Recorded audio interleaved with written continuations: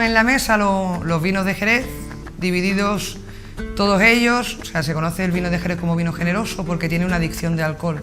Eso significa que hacemos un mosto que tendrá en Jerez entre 9 y 11 grados en función del verano que tengamos y el azúcar que tenga la uva, que añadimos alcohol, y de ahí generoso, y que añadimos alcohol a 15 o 17 en función de cada vino. Aquí tenemos nuestras uvas predominantes, se ven bastante claras aquí.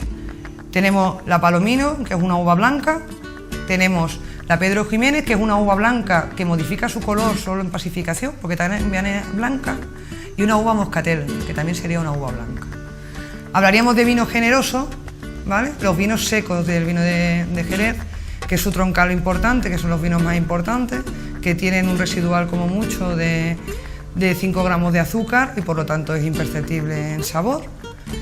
Tendríamos los generosos de licor, que serían vinos que tienen una base en los vinos generosos y en los vinos de dulce natural, y por lo tanto serían vinos que tendrían una base seca con una base dulce. Y tendríamos dos dulces naturales, que significa que su uva predominante es 100% esa uva. En el caso del Pedro Ximénez, 100% Pedro Ximénez, y en el caso de la Moscatel, 100% Moscatel. Dentro de lo generoso tenemos lo que se llama crianza biológica. Tenemos crianza biológica y crianza oxidativa.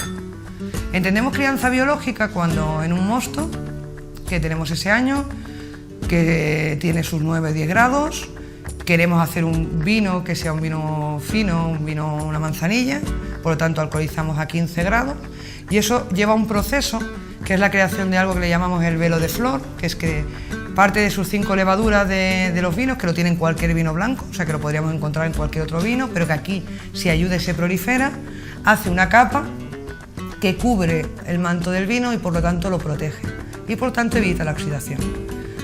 ¿Qué come esa levadura? La levadura come el oxígeno inicialmente que le entra por encima de la bota y que incluso que le transpira al vino, y los nutrientes que el vino le puede aportar. Inicialmente lo que más come, con diferencia, y lo que principalmente come, es la glicerina, aunque posteriormente empieza a comer otros nutrientes, como el glicol.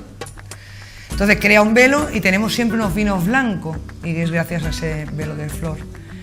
Cuando vemos la diferencia entre la manzanilla y el fino, es porque aunque la manzanilla solo se dé en Sanlúcar, sea una zona muy concreta, donde además tiene un velo de flor muy constante, donde sufre muy poco y siempre suele tener el mismo grosor, por lo tanto siempre está muy protegido. Y cuando hablamos de los finos tenemos en Jerez y en el puerto, y por lo tanto no siempre las bodegas tienen la misma humedad, ni la misma. Entonces no siempre se consigue tener el mismo grosor durante el año. De hecho, en verano en Jerez el velo de flor sufre más porque le falta humedad y suele quedarse más fino, y en invierno suele ser mucho más ancho. Y por lo tanto, por eso también tenemos distintos tipos de finos. Al tener 5 levaduras, en función de la que más prevalece, pues un vino más punzante, o más ácido, o más amargo, en función de cómo están las levaduras en ese vino. Tenemos el oxidativo, que evidentemente el oxidativo es oxidativo en el inicio, en vez de a 15 grados, se alcoholiza a 17.